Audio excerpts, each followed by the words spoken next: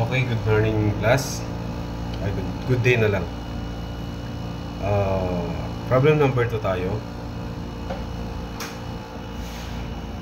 A Rankine cycle has the following operating condition: steam pressure at 2.5, steam temperature at 230. Pero ang nailagay ko sa sample class is 230, pero 280 pala to. And then the exhaust pressure is 0.026 megapascal. Ito yung pressure ng condenser. Given din ang indicated steam rate na 5.45 kg per kilowatt hour. The mechanical efficiency is equal to 90%. So, ito yung mga problems natin. For ideal cycle and engine, calculate the thermal efficiency, the engine steam rate, the actual condition of exhaust steam, and the steam flow rate in kilogram per hour for 1 megawatt generator output at 94%. So, yun yung class. So, unang-una, ito yung mga given. 2.5 megapascal, 230 degrees. Kaya may something ano na sa ang answer ng book class, kasi ang pagkabasa ko kanina is 230 pero 280 pala yun. So yung PC natin, yung pressure ng condenser is 0.026 megapascal. Steam rate, indicated steam rate is 5.45 kg per kilowatt hour. Yung mechanical efficiency is 0.9.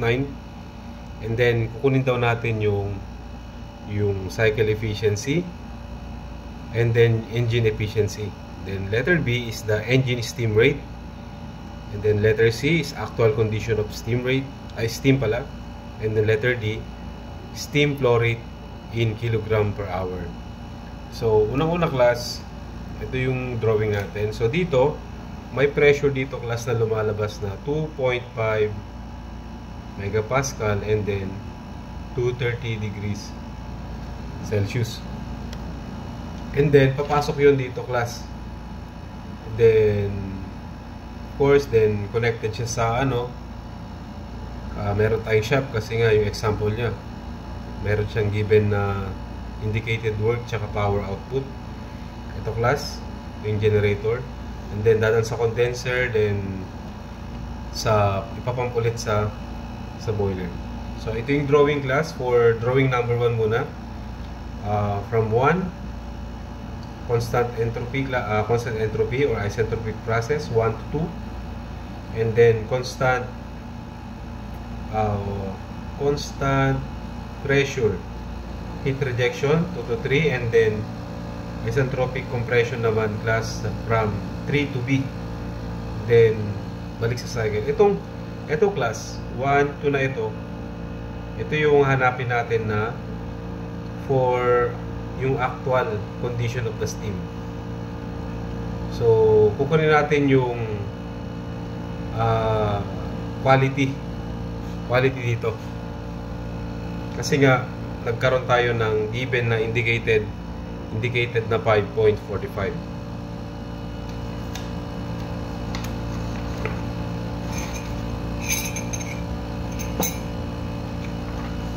So unang-una, tingnan natin mga makukuha natin sa point 1 at 2.5 megapascal and 230 degrees Celsius. Yung T saturation ng 2.5 class is lesser than 230 degrees kasi nakita ko lang yata doon is 226. So therefore, steam is superheated. So sa table 3, makukuha na natin to. Yung 230 and then 2.5 megapascal ito. And then kukunin natin din yung entropy. 6.2949 kJ per kilogram degree Celsius. So, dahil kailangan natin ng S1 kasi S1 is equal to S2. So, now, at point 2 na tayo, yung S1 natin, which is equal to S2, is lesser din naman sa saturated entropy ng 0.026. So, ngayon, meaning, yung steam is wet. So, kukunin natin yung liquid state ng entropy at 0.026, 0.9040, ito na mga yon, kunin natin SFG2, ito yon. HF2 275.61 kJ per kilogram.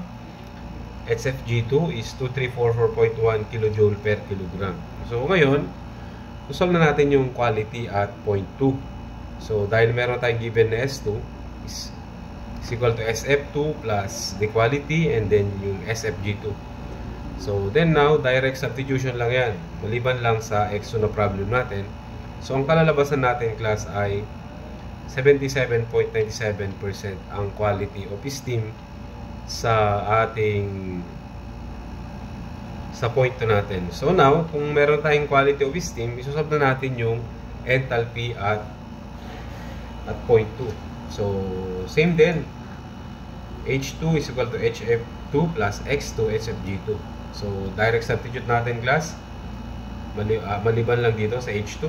So, ang makuha natin na H2 kapag kinumpute natin yan ay 210.35 kJ per kilogram. Then, sa point 3 naman is simple lang. Kukunin mo lang yung HF at the pressure ng condenser, which is 0.026 megapascal. Makikita mo doon yung HF ng 0.026 is ito, 275.61 kJ per kilogram. Kukunin na rin natin tong B3, which is BF at 0.026 megapascal para masosolve natin yung pump work. So, nakalagay sa steam table ito class, B3 is 1.0204 liter per kilogram. Then, sa point 4 na tayo class, HB, isosolve na natin, which is, ang formula niya is H3 plus pump work. So, wala tayong pump work, kaya isosolve natin. Ang pump work is B3 times the pressure ng boiler minus the pressure ng condenser. So, ito class, ito na yon. Direct substitute nyo lang, and then, ang makukuha natin class is 2.5244 kJ per kilogram. And then, now, yung HB na natin class is H3 plus pump work. Ito na yon class, i-add lang natin. So, mangyari, ang HB natin class ay 278.1344. And then, punta na tayo sa problem letter A, yung ideal thermal efficiency or yung cycle efficiency class. So, EC is equal to QA less QR over QA. So now, QA natin class is H1 less HB. Direct substitute natin kasi nakita na natin yan sa steam table at nasolve na rin. So ang QA natin class is 2543.665 kJ per kilogram. Then sa QR naman class is H2 less H3. So kunin natin yung calculator, i-compute natin to. Ang lalabas class ay 1827.74 kJ per kilogram. Then now, yung easy natin is i-direct substitute natin yung QA less QR over QA. So kapag, ayun na, ito na yung makakompute natin. 0.2814 or 28.14%. So sa book class is sa answer sa libro is more, pero yun nga sabi ko kanina, akala ko 230 yun, 280 pala yun yung temperature at 0.1. So now nasolve na natin dito yung cycle efficiency, and then dito naman tayo sa engine thermal efficiency. So ang formula natin class is turbine work over the chargeable chargeable energy. So, ito class, ang EC is H1 at HFE at the condenser. So, ang HF at condenser class is 275.61 kJ per kilogram. Tingnan nyo na lang to sa steam table. Tingnan nyo sa 0.026 megapascal. So now, ang EE na natin ngayon class ay ito. Ito na yung formula ng EE natin. So, ito class is, ito na yung work of turbine, which is H1 less H2 over H1 less HFC. So, meron na yan. Ang masusunod natin na thermal efficiency of the engine is 28.216%. Then, next, yung letter B, the engine steam rate or ME. Ito lang yung formula class, 3,600 over the work of the turbine. So, madali lang. Direct substitute nyo lang class. And then, unit analysis. So, ang makukuha nyo is 5.1078 kilogram per kilowatt hour. So, yung sa book class is 4.69. So, sabi ko nga sa inyo, 230 yung nailagay ko na temperature at 0.1. Kaya may diferensya. So, dito na tayo sa actual condition of the steam class. So, since given kasi yung itong indicated steam rate niya class na 5.45 kilogram per kilowatt hour class, so kukunin natin yung WI, yung work indicated. So now, ang formula natin ng indicated steam rate class is ito, i-direct sa given naman na yung 5.45 kg per kilowatt hour is equal to 3,600 over WI. So now, ang makukuha nating WI is 660.550 kilojoule per kilogram. So, ito class, WI, ito yung ang formula ng WI is H1 less H2 prime. So, kaya ito yun. Ito yung 2 prime na yun kasi meron tayong WI, yung indicated. So, magbabago yung ating H2.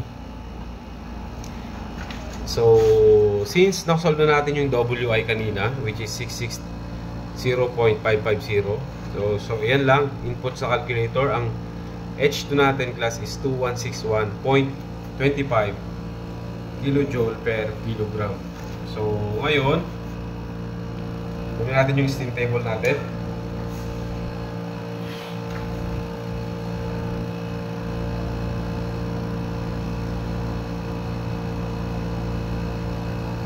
So, dito class, ang H2 is, ito, tingnan nyo. Ang H2 dito class is 2161.29 na nasolve sa may H2. Ang HG naman class ng ating 0.026 megapascal is 2619.7. So, ang HG at 0.026 megapascal ay is equal to 2619.7, which is greater than yung ating H2. So ngayon wet siya class. So isosolve na natin yung quality class. So simple lang, H2 is equal to HF1 HF2 plus hindi na X2 class, lagyan natin ng prime kasi nga may indicated work na, and then HFG2 class. So ngayon class, ang HF2 class, kunin din natin yung HF ng 0.026, which is nandito is 275.61 plus yung X2 natin na problema natin. And then yung SFG rate class is 2344.1. 44.1. Okay, then yung H2 natin class is eto, ilagay natin 2161.25. So kunin natin yung actual condition, yung tinatanong na quality, actual quality class. X2 prime now class is, wait lang sa calculator natin,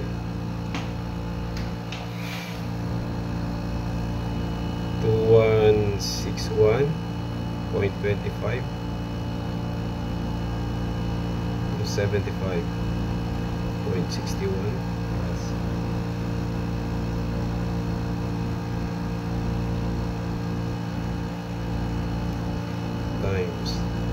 2, 3, 4, 4.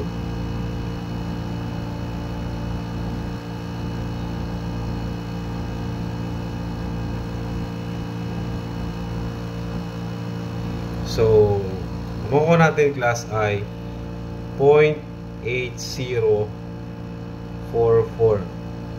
or 80.44% class. So, yun na yun. So, doon na tayo sa class letter D, yung tinatanong na steam flow in kilogram per hour class, which is given daw yung 1 megawatt now output, generator output.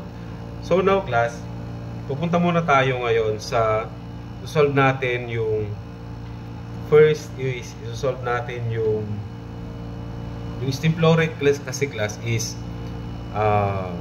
steam flow rate is equal to power over the power over the specific work class. So, yung specific work natin na indicated is, ang unit niya is naka per kilogram siya class. Naka per kilogram siya. Yung mga specific work. So, ang power class is naka per second siya. So, ngayon, ang isosolve natin class is, ang formula na gagamitin natin class is WI so ito siya. Wait lang ha. Ito yung formula na gagawin natin class. Mass steam flow in kilogram per hour is yung power over the specific work. So, kukunin muna natin yung WI. Yung WI na in terms of power. So, ngayon, since meron tayong power output na WK, isusolve natin yung WI. So, given tong class, mechanical efficiency na